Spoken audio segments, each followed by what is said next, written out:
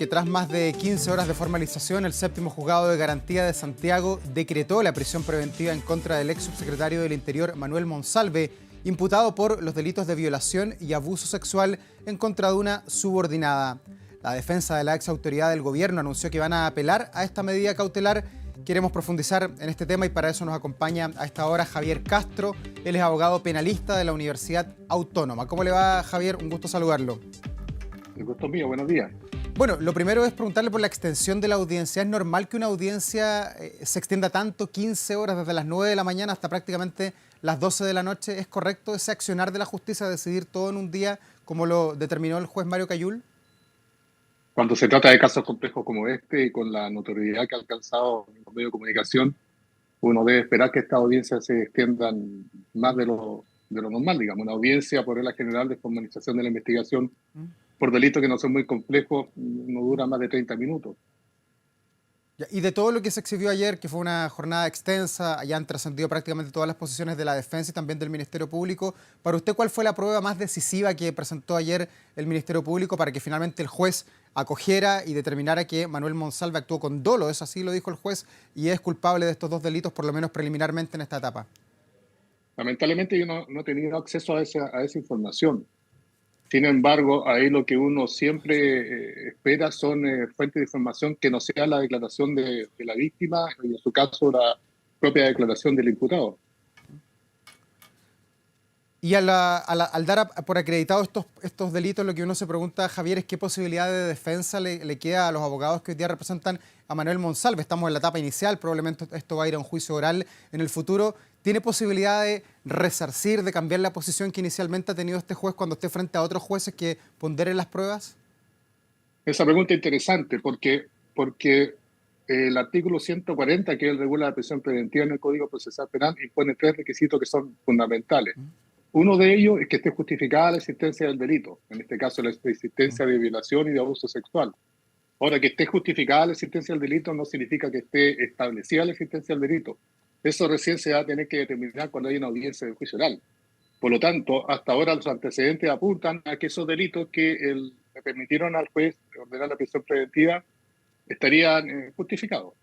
Ya, o sea, ¿le queda todavía una esperanza de alguna manera a la defensa de Manuel Monsalve? Planificando Sí, bien la defensa, eventualmente podría de alguna manera cambiar el sentido que está tomando la justicia hasta el día de hoy.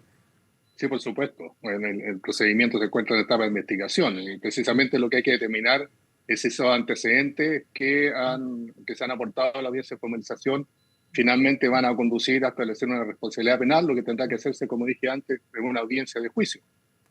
Aquí, perdón, lo que se está haciendo es determinar si una persona investigada debe estar en libertad durante la investigación o debe estar privada de libertad durante la investigación.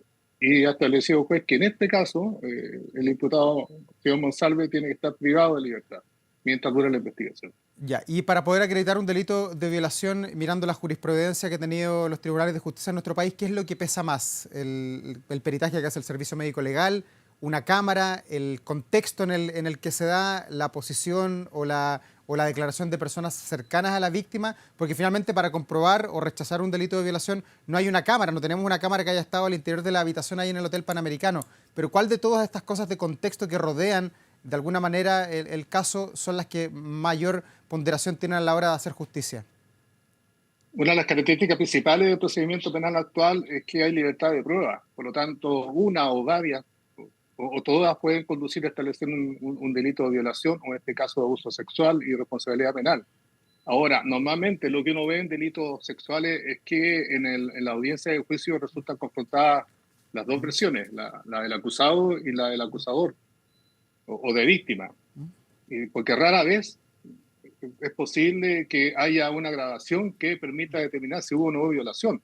Por lo tanto, aquí, en mi opinión, lo que debería pesar finalmente van a ser las pericias que se hagan de orden psicológico y psiquiátrico a la víctima, porque eso permite establecer una diferencia sin perjuicio de otros antecedentes que permiten acreditar circunstancias de contexto, qué sé yo, estas afirmaciones que aparecen en los medios de comunicación o las declaraciones de testigos de contexto o ese incluso testigos que han presenciado algún elemento que puede servir para la determinación del delito, como sería el caso del taxista.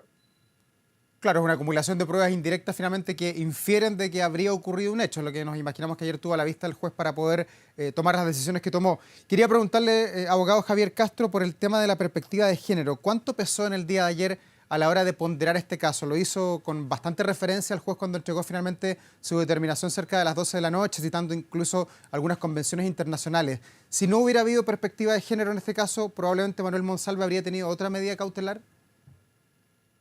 Yo creo que tendría que estar de acuerdo con usted porque en los últimos 5 años, diría yo, y con mayor razón en los últimos 2 años, la perspectiva de género ha aparecido como un elemento de extremada importancia a la hora de determinar las prisiones preventivas. Las prisiones preventivas, con mayor razón cuando se trata de determinar en una audiencia judicial si una persona es culpable o no de un delito determinado. Ya, o sea, si no hubiera habido perspectiva de género, probablemente Manuel González habría quedado bajo arresto domiciliario o con arresto domiciliario nocturno o algo por el estilo. Puede ser, yo no estoy tan seguro de eso. Bueno, insisto que yo no he tenido acceso a toda la información que se entregó en la audiencia de formalización de la investigación, pero por lo que aparece en los medios de comunicación, los antecedentes eran varios. Vuelvo a insistir, en este tipo de delitos normalmente el Ministerio Público llega a la audiencia con antecedentes mínimos, que la declaración de la víctima, a veces alguna pericia psicológica, y con eso ya es suficiente en algunos casos para otorgar una prisión preventiva. Pero aquí había muchos antecedentes de diversa índole que seguramente, de todas formas, en mi opinión personal, iban a convencer al juez de que la prisión preventiva se ajustaba a derecho. Ayer fue bastante claro el juez al decir que aquí había características de dos delitos que se le están imputando a Manuel Monsalve y que había penas bastante altas. Entre las dos penas, yendo al rango más alto del ordenamiento jurídico del país, hoy día Manuel Monsalve está arriesgando 20 años de cárcel, es que se ponen las penas más gravosas en ambos delitos que se le imputan. ¿Cuántos de esos 20 años que aparecen en el papel se pueden rebajar con una buena defensa y además teniendo antecedentes de una irreprochable conducta anterior?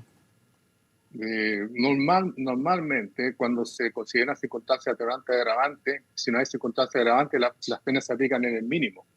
En el mínimo.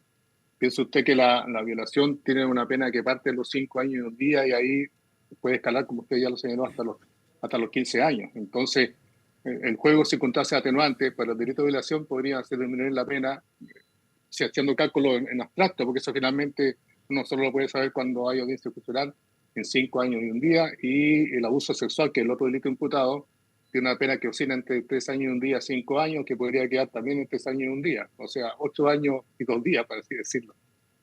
Pensando que hay una sola circunstancia atenuante que es la que usted acaba de señalar. Ya, y si finalmente le dieran 8 años de cárcel, si es que se acredita todo lo que ayer preliminarmente conocimos, si le dieran 8 años de prisión a Manuel Monsalve, en estos casos de violación, de abuso sexual, ¿son prisión efectiva? ¿Tendría que de verdad pasar Sí, 8 años tras la reja o eventualmente él podría acceder a algún tipo de medida distinta? no, en ese caso es pena efectiva. No, no hay vuelta atrás con eso. No. Ya. Abogado, ¿y qué viene ahora? Pidió ayer el Ministerio Público 120 días de investigación, la defensa dijo no, basta con 2 meses, pero el juez finalmente acreditó lo que pidió el fiscal Armendari, 120 días. ¿Cuál es la diligencia más importante que a la luz de lo que hemos conocido falta aquí? ¿Cuál es la pieza del puzzle que necesita saber en el fondo el Ministerio Público para darle más sustento a su posición? Claro, bueno, vuelvo a insistir que yo no tengo acceso a la información ni a la totalidad de los antecedentes que han aparecido en audiencias de formalización.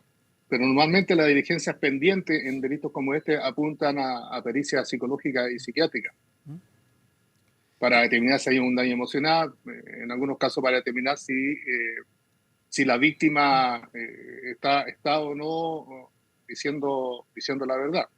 Aunque más bien eso sucede en los casos de delitos de menores de edad. Pero actualmente la tendencia apunta en ese sentido. Tampoco hay que olvidar que esta investigación está recién partiendo y en promedio, a nivel nacional, el Ministerio Público registra casos que logran terminarse en un promedio de 750 días, algo así como 2 años y un mes.